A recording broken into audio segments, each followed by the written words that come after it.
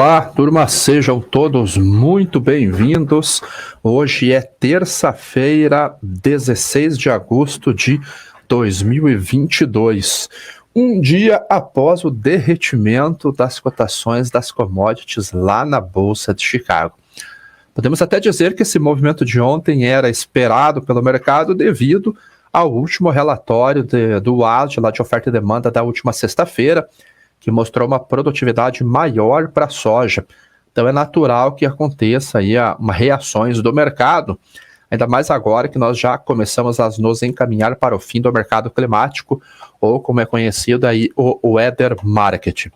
Hoje as cotações elas estão estendendo justamente essas perdas de ontem, mesmo com o relatório mostrando uma queda nas condições das lavouras norte-americanas, lá nos Estados Unidos, principalmente nos estados que estão ao norte, a oeste do cinturão agrícola.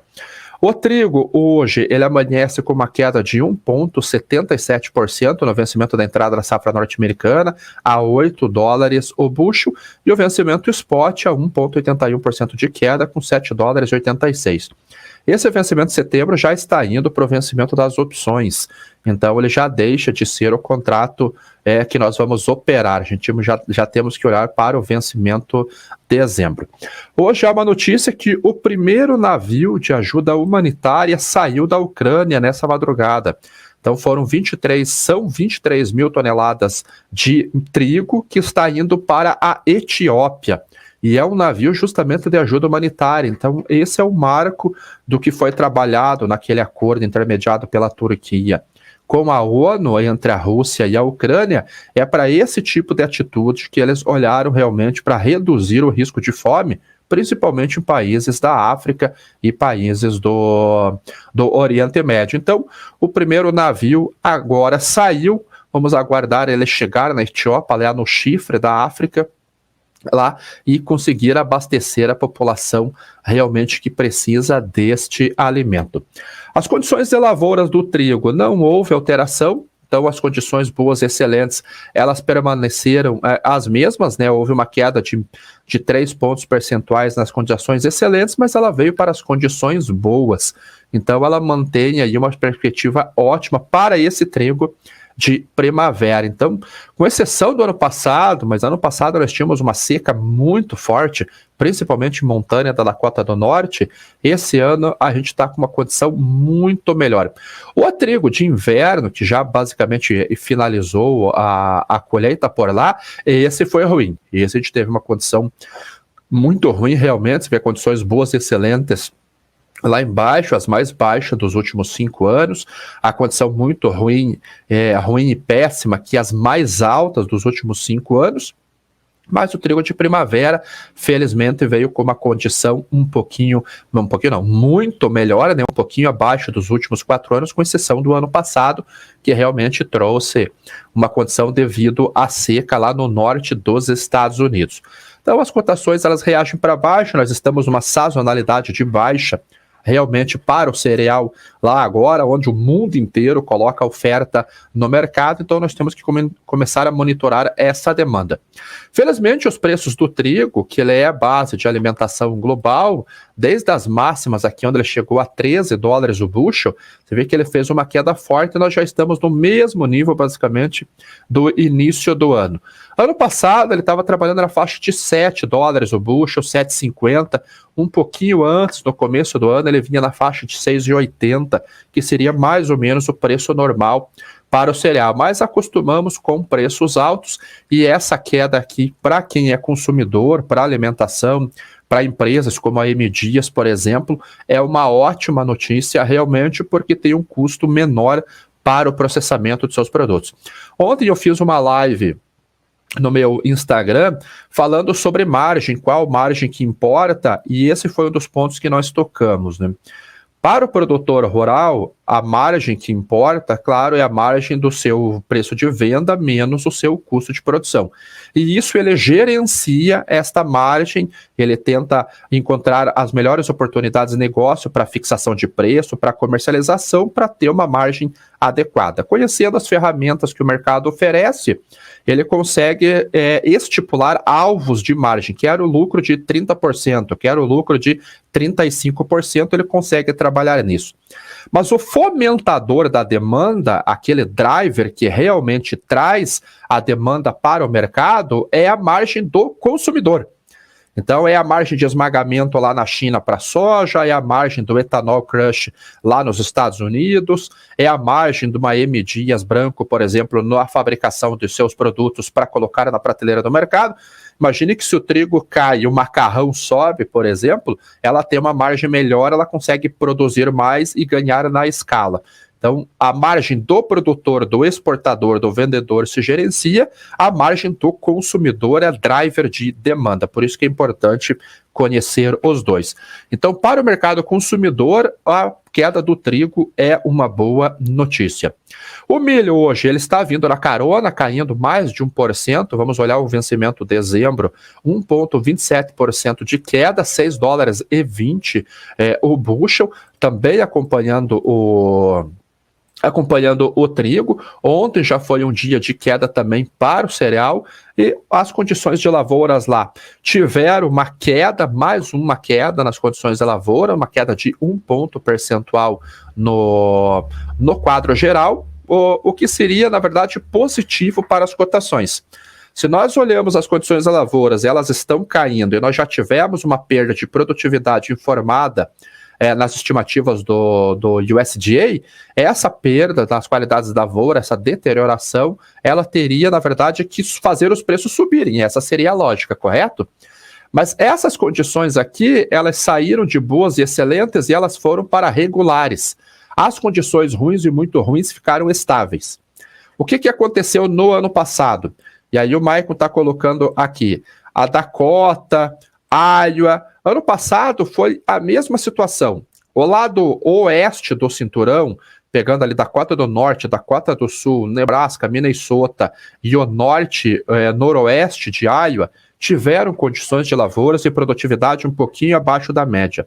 Porém, do centro de Iowa, indo para o leste, passando por Illinois teve aumento. Illinois, Indiana, Ohio, pega alguns estados que tem uma produçãozinha um pouquinho menor, até na Carolina do Sul, lá embaixo, Kentucky, tiveram produtividades maiores.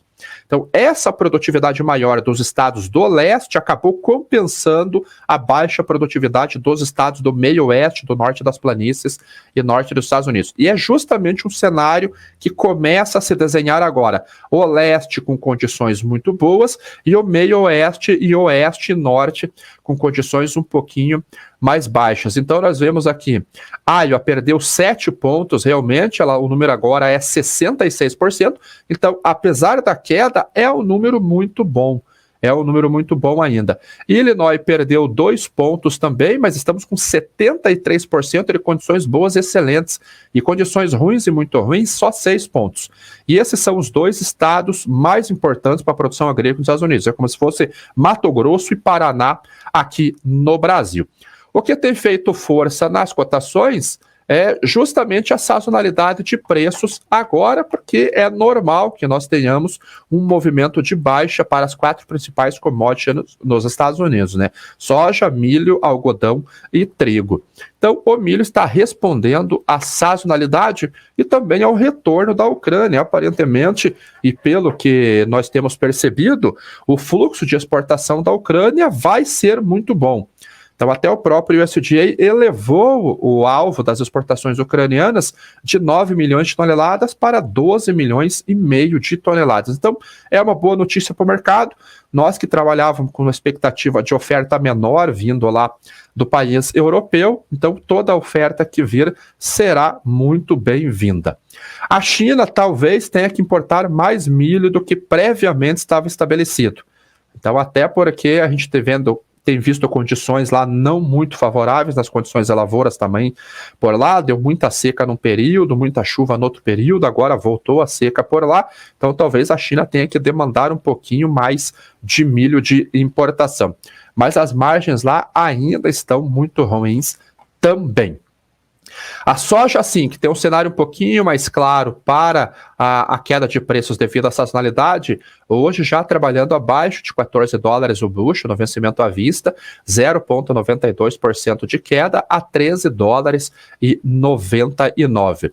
O vencimento janeiro 14,06 e o vencimento março 14,07 e o maio 14,09. Essa mudança, nós acho que estamos há uns 3 meses conversando sobre o monitoramento do formato da curva de preços. Então você vê que a curva ela foi pro carry, ela foi pro contango. O que isso significa? Que aquela pressão que havia por oferta, devido àquela pressão que havia por demanda, já que não tinha uma oferta suficiente, foi embora.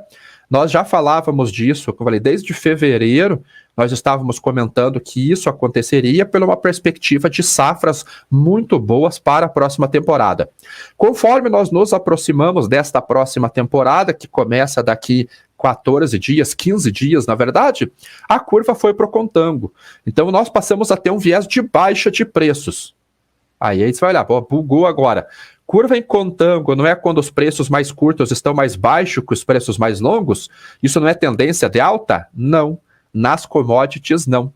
Nas commodities, uma curva em contango mostra que há equilíbrio no mercado entre a oferta e a demanda, não há pressão de compras para aquele produto, porque há uma oferta suficiente que consegue atender aquela demanda, aquele consumo.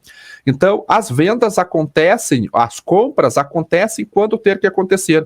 Não precisa haver uma corrida para os contratos mais curtos. Qual que é a tendência de preços? Então, é que os contratos mais longos, deixa eu colocar aqui os S, é que os contratos mais longos venham de encontro para os contratos mais curtos. Esta é a lógica de preços. Então, essa daqui é uma curva de futuros, esse vencimento aqui é o vencimento de setembro para dezembro, aqui já está indo para a vista de entrega, nós temos que olhar esse valor aqui, esta curva aqui. Então, a tendência numa curva neste formato, com os preços mais longos mais altos que os preços mais curtos, é que esses preços venham de encontro para o futuro. Você já deve ter ouvido falar da lei da convergência. Então, isso coloca um viés de queda de preços nas commodities. Quando você vai para o mercado financeiro e você olha uma curva de juros, por exemplo, uma curva invertida significa o contrário. Significa que vai haver uma queda de preços à frente devido ao cenário de recessão, retração econômica, então é normal que os preços caiam devido ao menor consumo. Nas commodities é o contrário, é um equilíbrio entre a oferta e a demanda, então a tendência do preço futuro, pela lei da convergência, é encontrar os preços presentes. Então, esse formato de curva, agora o mercado indo para carry, coloca um viés de equilíbrio no mercado, então a tendência de preços futuros é de queda para a soja. Curva de futuros não é curva de tendência também, ele mostra um viés ou um possível viés. Curva de tendência nós vemos nesse gráfico aqui com os candles. E a soja hoje, segundo dia de queda agora, farelo também caindo depois de várias altas, problemas nos Estados Unidos de logística, bases doméstico no mercado norte-americano muito alto, então o mercado hoje realizando lucros, o óleo de soja caindo também, mesmo com a alta do óleo de palma lá na Malásia, o óleo de soja vem caindo também. Condições de lavouras da soja. A soja também perdeu 1 ponto percentual aqui nas condições, mas ano passado estava pior. As condições ruins e muito ruins aumentaram 1 ponto percentual, mas condições boas e excelentes caíram 1, mas estão acima do ano passado. E as condições ruins e muito ruins estão abaixo do ano passado e abaixo de 2019 também. Então, olhando essas condições de lavouras da soja, não vejo grandes problemas.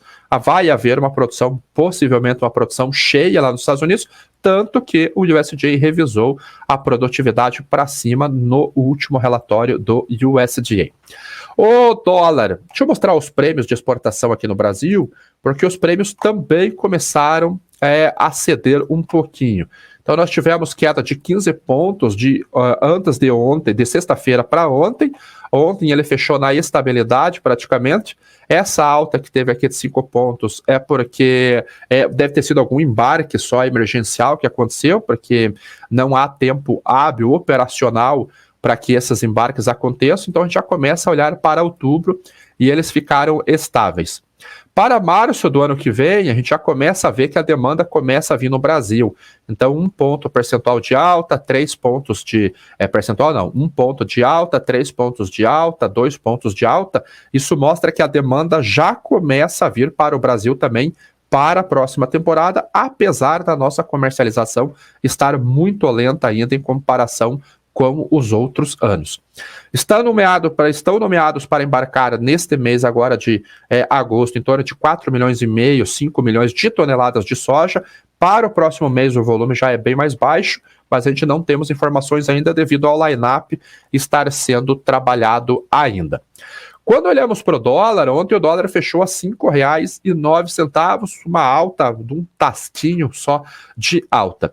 Quando juntamos Bolsa de Chicago, juntamos prêmios de exportação e juntamos taxa de câmbio, nós temos uma soja sendo negociada nos portos abaixo de R$170. Então, isso é um problema? Possivelmente não um problema, mas é uma situação muito ruim para o produtor que aguardou ou que fica aguardando preços melhores. Fazendo a simulação na planilha que eu mostro para vocês, nós temos para março do ano que vem 14,07. Lembrando que o vencimento mais importante para a safra brasileira é março, porque março é a entrada da safra dos estados do Centro-Oeste, principalmente o Mato Grosso. Então o grande volume chega entre fevereiro e início de março, por isso que março é o contrato mais importante. Depois nós passamos para o abril ali com a região sul e com o Mato Piba. Então nós temos 14,07 o bushel, nós temos um prêmio para o próximo ano, para março, aqui de 45 pontos. Então, 43, 45 pontos. E nós temos uma taxa de câmbio futura, essa daqui é a cotação do câmbio futuro para março do ano que vem, nós temos a 5,34. Então, a gente deve ter um spreadzinho ali, vamos colocar 5,32 devido ao spreadzinho. Então, nós temos hoje a saca sendo negociada no porto a R$170. Você tira o spread da trading, você tira isso, 170, é isso. Você tira o spread da trading, você tira algum custinho ali de operação que você tenha lá, essa soja deve estar com indicativo de compras nos portos por volta de R$168, R$169 no fechamento de ontem. Hoje, se depender do dólar, ela pode cair mais um pouquinho ainda. Então, nós já estivemos com essa soja aqui sendo negociada por volta de R$182, R$185, quando a taxa de câmbio bateu lá no 5,50, o dólar futuro bateu quase 5,70. O prêmio de exportação já esteve em 80 pontos. Então, nós já tivemos a saca de soja sendo negociada a 186 para entrega em março. E agora nós temos essa oferta de R$170. Considerando uma origem com frete doméstico de R$100, nós estamos com uma saca no interior a 162. E deve ser o que está sendo negociada hoje. Se eu colocar a cotação de Chicago no spot 14,01, colocar um prêmio de 240, colocar o dólar à vista a R$5,09 e colocar um frete de R$400, a gente deve estar negociando soja lá no Mato Grosso na faixa de 156, 157 até R$160, dependendo a praça. Então, realmente uma queda forte para as cotações da soja, tanto no disponível quanto lá para frente. É possível gerenciar esse risco. Por isso que nós, aqui na BMC News, estamos fazendo este curso aqui, que vai ser no dia 10, 11 e 13 de setembro, lá na BMC, nos estúdios da BMC News. As inscrições, o carrinho, na verdade, ela abre na semana que vem, e só semana que vem. Quem estiver nesse carrinho aqui, com esse pré-cadastro, Aliás, terá um desconto e terá 60 dias de acesso ao Relatórios Agro, que é onde nós disponibilizamos estas planilhas, estes números de frete, de prêmio e tudo mais. Então, quem tem interesse em fazer, eu coloquei o link ali nos comentários, tanto aqui na BMC quanto no meu próprio canal. Aqui na B3, o milho ontem fechou a R$ 87,00 a saca, considerando o aftermarket um 0,05% de alta para o vencimento de setembro, que ainda está ativo, e para o vencimento novembro, R$ 90,79. Saiu parte da pressão de compra, saiu e está indo lá para o Mar Negro também. E o boi? O boi, ele mantém ainda, no mercado físico, ele mantém um cenário de baixa para os preços. O contrato spot fechou ontem a R$ 308,00. O contrato outubro, que é o principal vencimento agora, é uma alta de 0,17% a R$ 317,00. Mas, de maneira geral, no mercado físico, as cotações elas mantêm ainda uma pressão de baixa de curto prazo. Primeiro porque foi negociado muito boi a termo no mercado, então os frigoríficos estão confortáveis com relação às suas escalas. Eles não têm urgência de compra nesse momento porque está chegando boi para o abate. O pecuarista não tem muita margem para retenção, para prolongar essa retenção, porque o boi que está sendo negociado nesse momento é o boi terminado que está no coxo, não é da extensiva, não é pasto. Então ele já fez a terminação, ele tem que ir para o abate.